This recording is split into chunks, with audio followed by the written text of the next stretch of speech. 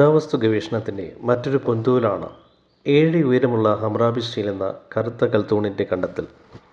ഇതിൽ ഹമ്മുറാബി എന്ന രാജാവ് തൻ്റെ ദൈവത്തിന് മുമ്പിൽ നിന്ന് നിയമങ്ങൾ സ്വീകരിക്കുന്നതായി ചിത്രീകരിച്ചിരിക്കുന്നു. ഫ്രഞ്ച് പുരാവസ്തു ഗവേഷകർ 1901, 1902 ശൈത്യകാലത്ത് സൂസയിൽ വെച്ച് കണ്ടെത്തിയതാണ് ഈ കൽത്തൂണ്. സൂസ എന്നുള്ളത് ബൈബിളിലെ ഇറാനിലെ ശൂഷൻ പ്രദേശമാണ്.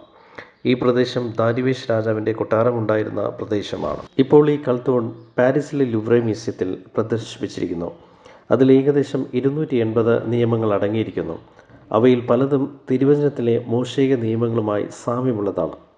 ചില ഉദാഹരണങ്ങൾ പരിശോധിക്കാം. ഹമ്മുറാബി 14.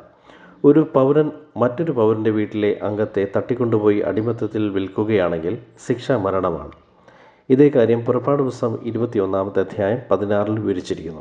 ഒരുത്തൻ ഒരാളെ മോഷ്ടിച്ചിട്ട് അവനെ വിൽക്കുകയാകട്ടെ, അവൻ്റെ കൈവശം അവനെ കണ്ടുപിടിക്കുകയാകട്ടെ ചെയ്താൽ അവൻ മരണശിക്ഷ അനുഭവിക്കണം.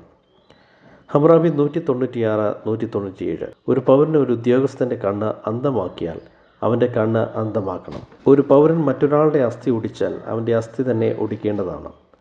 പുറപ്പാട് പുസ്തകം 21-ാമത്തെ അധ്യായം 24-ാമത്തെ വാക്യം. കണ്ണിന് പകരം കണ്ണ്, പല്ലിന് പകരം പല്ല്, കൈക്ക് പകരം കൈ, കാലിന് പകരം കാൽ.